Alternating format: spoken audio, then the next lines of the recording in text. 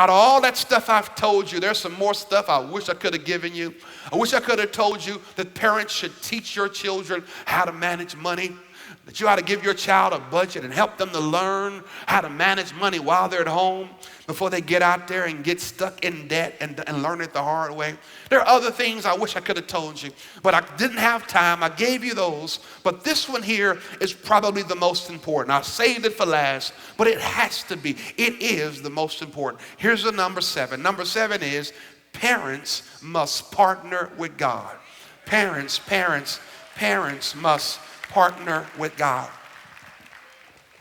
This one right here is by far the most important. It is in 2 Corinthians chapter 12, verse 9. It's there that God tells Paul, as he's seeking relief from a thorn in the flesh, these words that every parent must remember. This promise that every parent must remember. My grace is sufficient for you.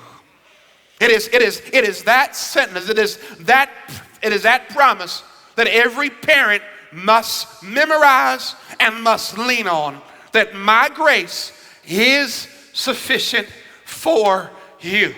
Grace means divine enablement. One of the words, it means that God can give you what you can't access in and of yourself. It means that God can give you supernatural ability, supernatural wisdom, supernatural insight, supernatural strength to be able to parent your children well. There are going to be some times in your life as a parent where you're going to be incredibly proud of what your children have done.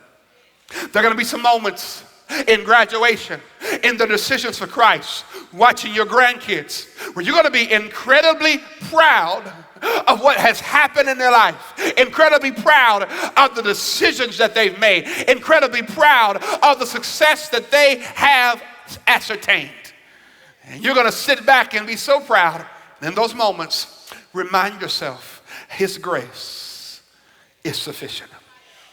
You're going to remind yourself of how God was so gracious to allow your child to have the success, to accomplish what they've done, to raise their family the way they've done, to have the marriage the way they've done, to get out of school the way they've done, to be in the place they are. You're going to be so proud, and you're going to remind yourself, God, thank you for your grace, because you're going to understand that it wasn't you that did it all by yourself, that there are no perfect parents, that there are no perfect children, but as you partner with God by His grace, He does stuff in your kid's life that you could never do. He makes up the difference. He does stuff in your kid's life that you know good and well you didn't teach it to him, but somehow by His grace, He did what you couldn't do.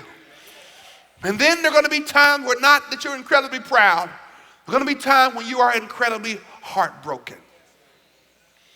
You're going to be incredibly heartbroken over some decisions your child has made. You're going to say to yourself, I didn't train them that way. I didn't teach you that. And yet, because we are sinners, saved by grace, because we all are broken, and because we all are works in progress, there could be some moments as a parent that you're going to be incredibly proud. There'll be some moments where you're going to feel incredibly hurt. Sometimes even like a failure as a parent. Because sometimes when you're going to be called to school to check on your child, sometimes when you may have to visit your child behind bars. Sometimes when your children have become addicts and you don't even know where they are. Sometimes when you feel like an incredible failure in those moments. But it's also in those same moments that you got to understand that His grace is sufficient. Which means that those children didn't belong to you. You did the best you could with what you had.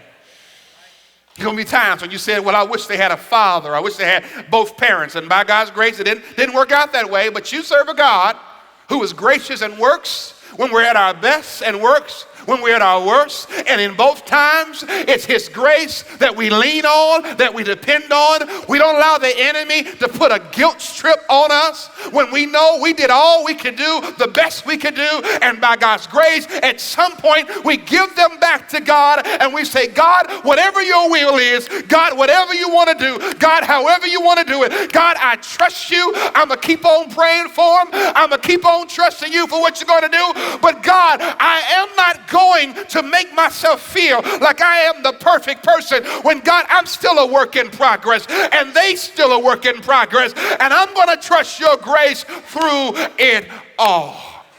You got to partner with God in your parenting. I asked Dr. Rod Starcher, who is our counseling pastor, I said, Pastor, what would you tell us as parents? He said, Pastor, I give you 3 pieces of advice, but here's my first one.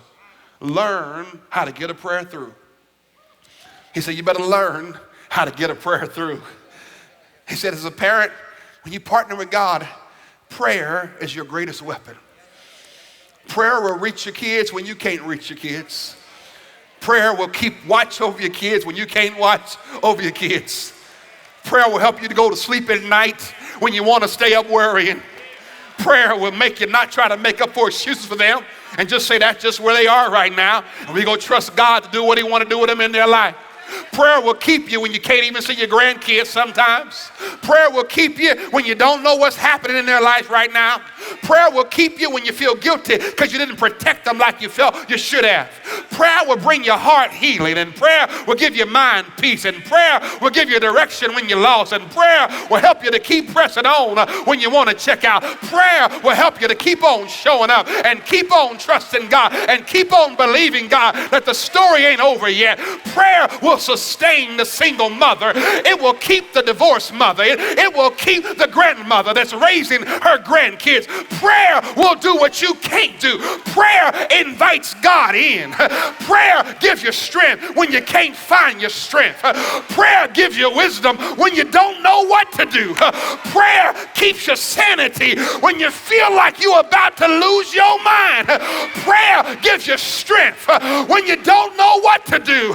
You got to partner with God, because although you're their parent, you're God's child. And since you're God's child, God, I need you every day of my life. God, I need your help. God, I need your strength. God, I need your guidance. God, I need you. Hallelujah.